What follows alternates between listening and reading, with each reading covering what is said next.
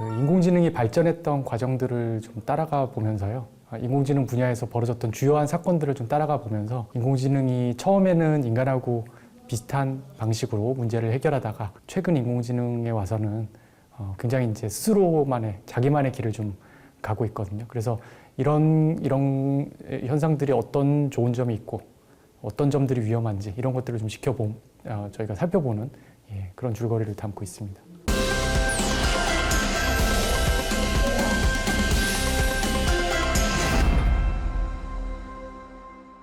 네, 안녕하세요. 저는 카이스트 뇌인지과학과 이상환이라고 합니다.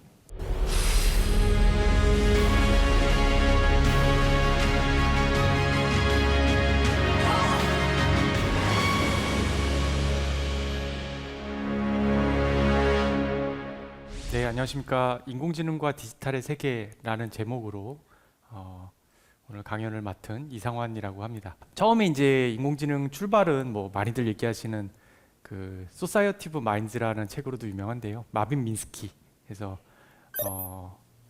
그 인공지능의 아버지라고 불리는 분이고요. 그래서 이분의 학위 논문도 보면 이제 브레인이라는 말이 들어가 있거든요. 브레인을 직접 뭔가 하는 건 아니지만 그래도 굉장히 오래 전에부터 우리가 인공지능이라는 걸 생각할 때부터 브레인에서부터 사실은 출발을 했던 걸 알 수가 있습니다. 이분이 이제 여러 가지 그 우리 인간의 인지 과정 이런 것들을 형식화해서 인공지능 알고리즘으로 만들어가는 방향성을 제시하는 그런 책이 이제 소사이어티 오브 마인드의 그런 생각들이 좀 많이 드러나 있는데요.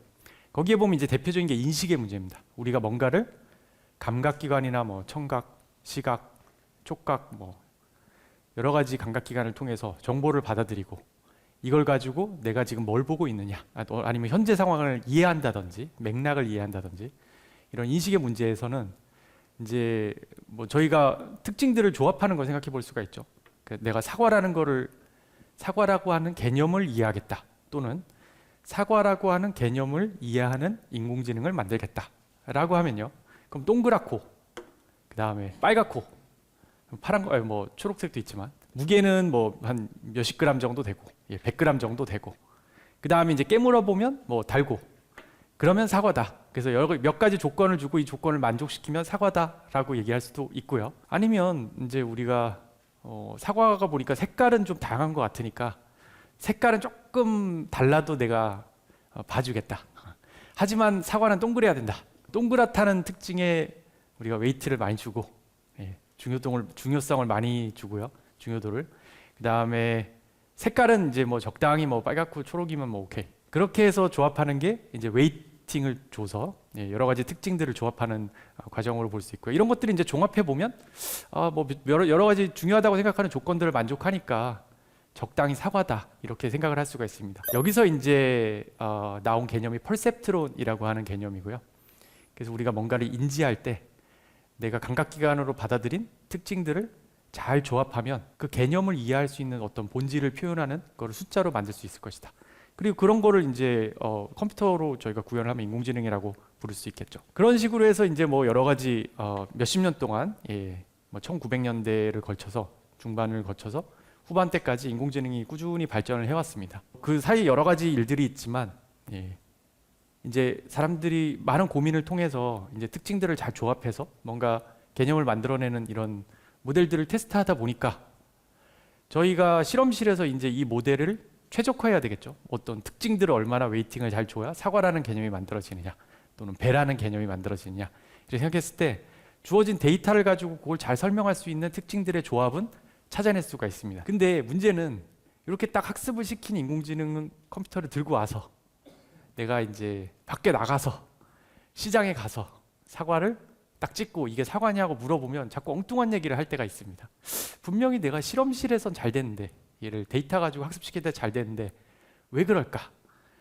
그래서 보니까 아침에는 이게 잘 동작하는 것 같고 저녁에 좀 해가 질녘쯤 되면 얘가 좀 갑자기 엉뚱한 사과를 보고 배라고 한다든지 꿀포옹이라고 한다든지 그런 일들이 벌어지는 것 같고 그래서 보니까 이게 조명에 또 민감하단 말이죠. 그래서 이게 외부 환경 변화에 얘가 가지고 있는 개념이 너무 잘 흔들리는 거예요. 사과라고 실험실에서는 사과를 배운 것 같지만 가져 나와 보니까 사과를 가지고 배라고 얘기하고 그 다음에 번호판 인식이 안 되고 얼굴 인식이 안 되고 거기에는 조명, 방향, 뭐 그다음에 크기, 그다음에 거리, 뭐 여러 가지 환경적인 요소들이 작용을 합니다. 복합적으로. 민감하게 잘 날카롭게 인공지능 알고리즘 만들려고 하면 얘가 너무 흔들리고 개념이 외란해.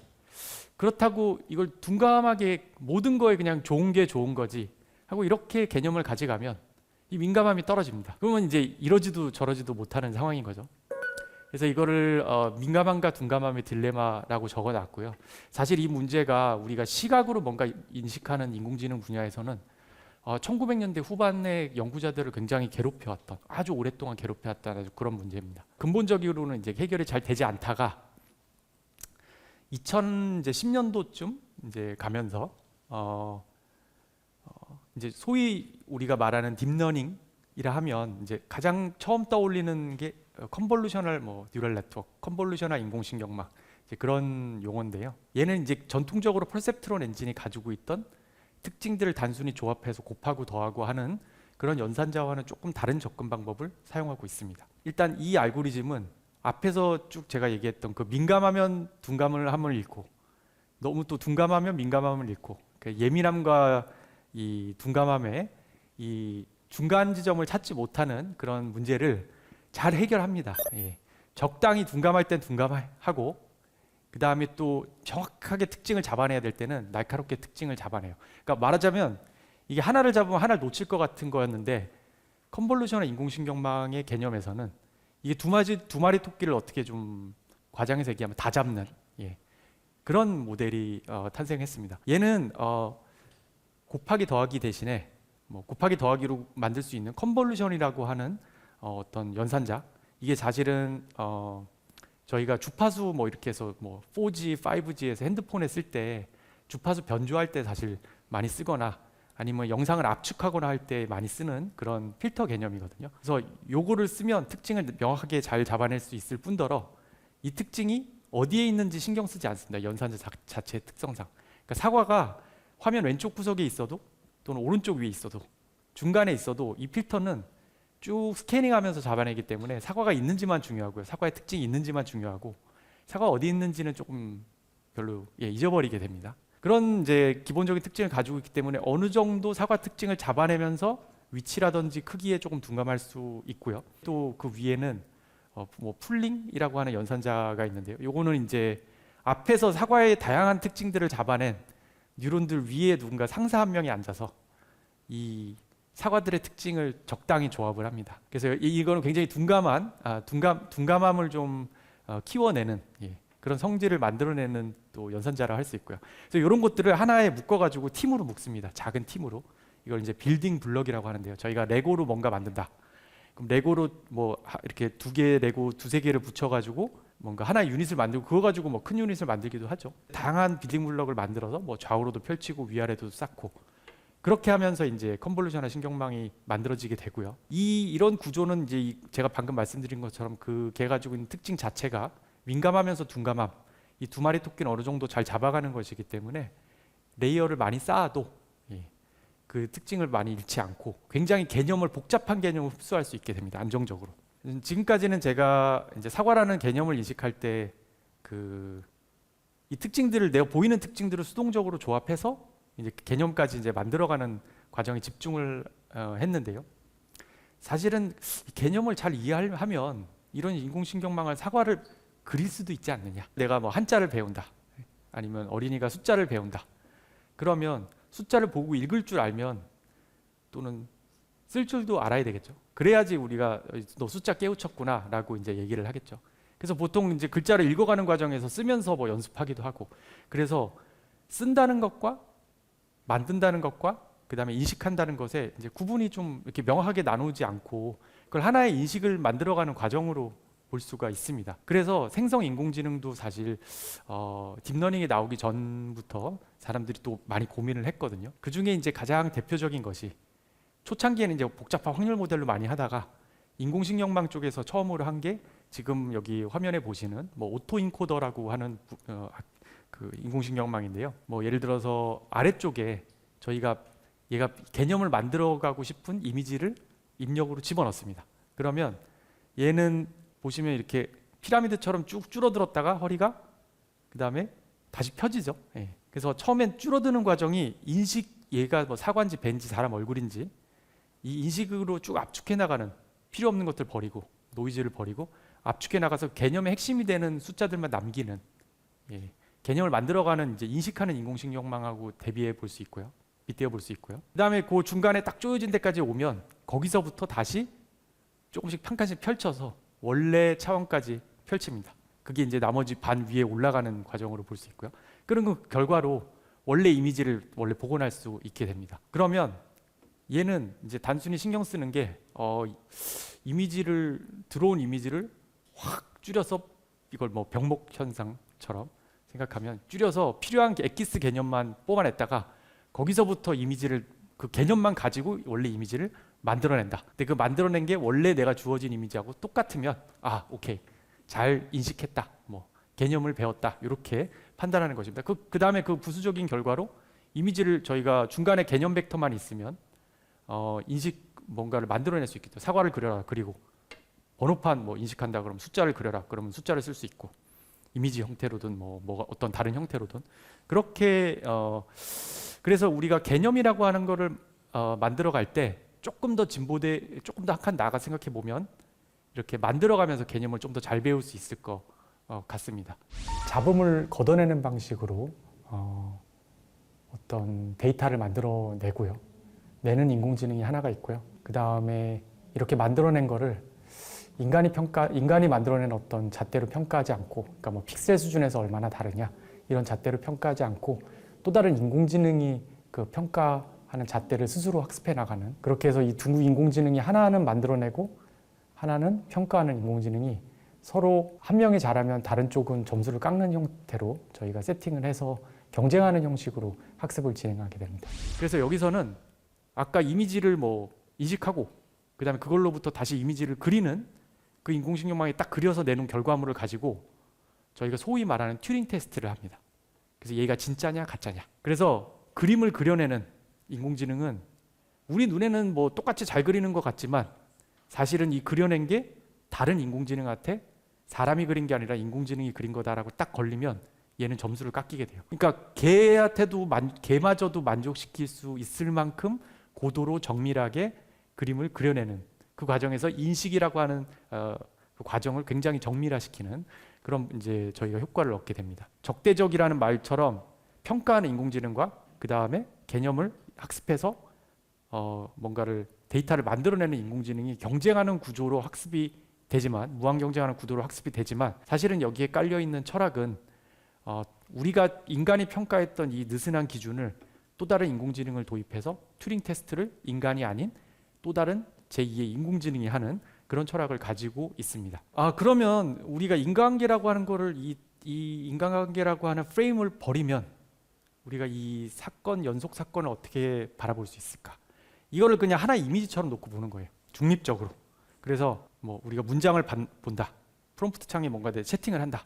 그랬을 때 이 단어들을 이렇게 쭉 나열하면 이게 연속 사건의 개념으로 봤을 때는 예전에 우리면 앞에서 본 주어를 잘 기억하고 있다가 목적어가 나올 때쯤 되면 이제 주어하고 연관지어 생각하고 동사까지 버무리고 뭐 이래야 맥락이 이해가 되는 거죠. 그리고 다음 문장으로 넘어가면 이전 문장이 일어났던 사건의 보통은 이제 다음을 얘기하는 경우가 많기 때문에 그걸 또 인과관계에 따라서 또 순서를 묻고 그렇게 해서 쭉 펼쳐나가는 게 이전에 인공지능이 하려고 했던, 우리가 생각하는 그 사고 체계 안에서 하려고 했던 일이었고요.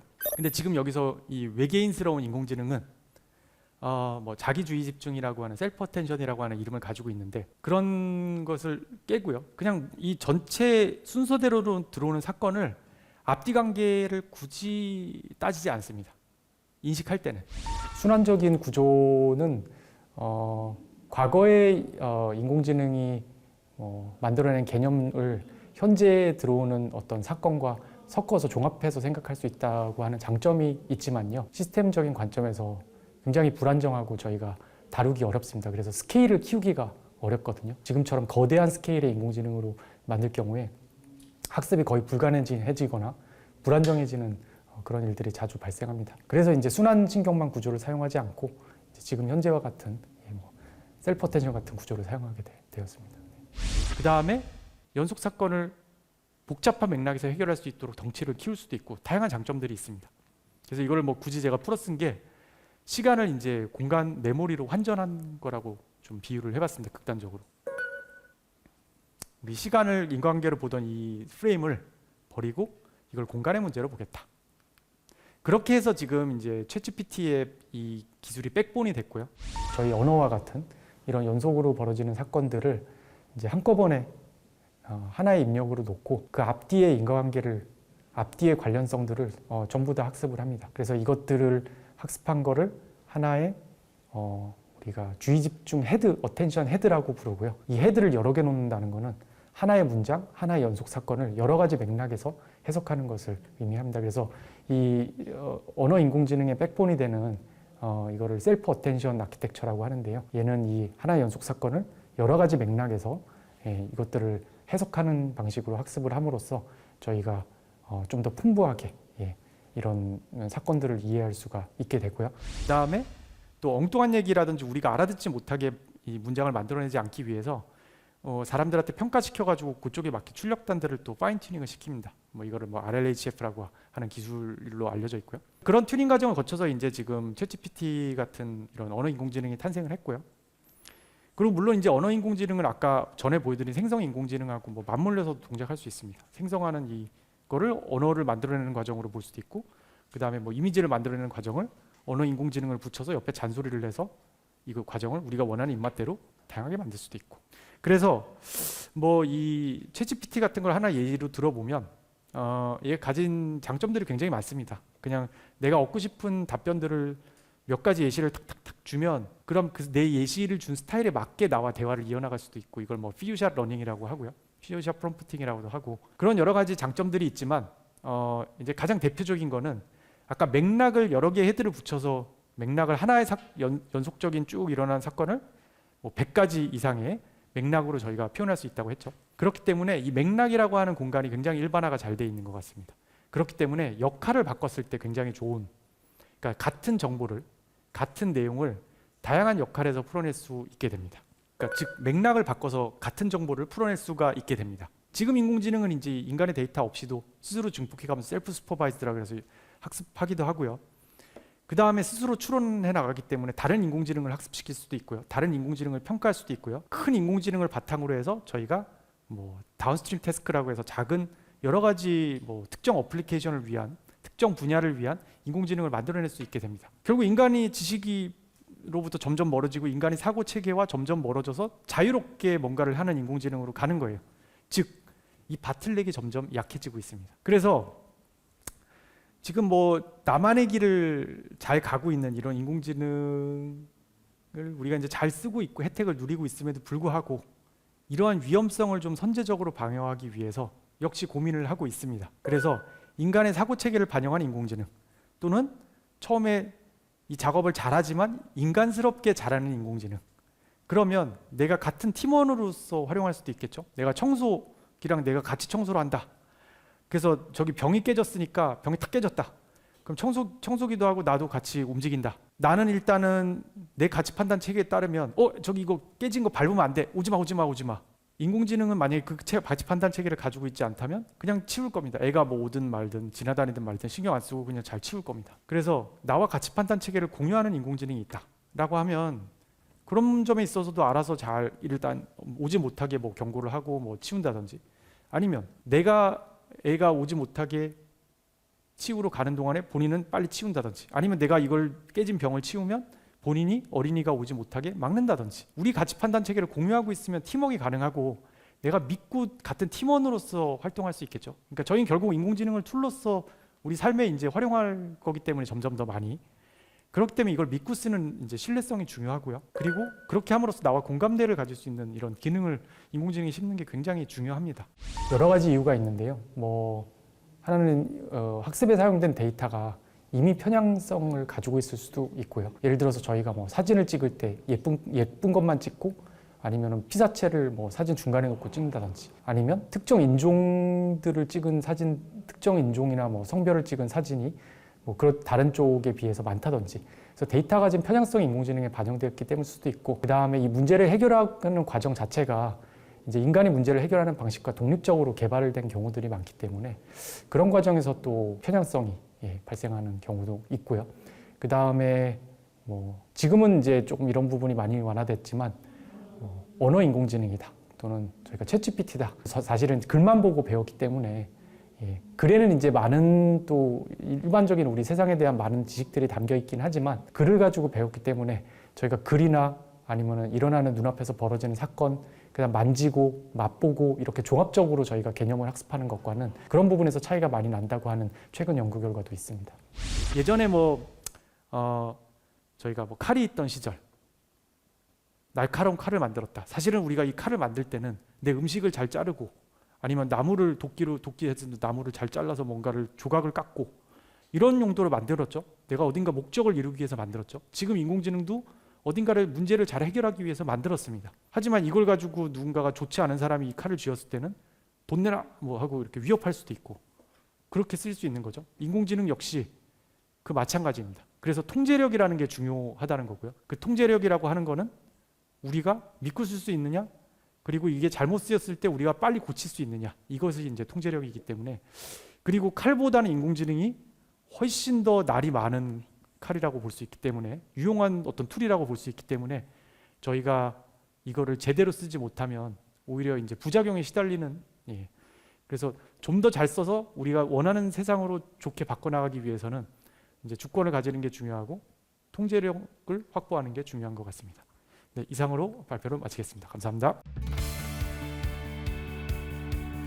일단 오늘 강연의 중심 주제가 인공지능이 빠르게 발전하고 있고 사실은 인간이 생각하는 방식과 거의 이제 독립적으로 굉장히 잘 나아가고 있는데 그럴 때 이제 가지고 있는 잠재적인 위험성에 대해서 말씀을 드렸거든요.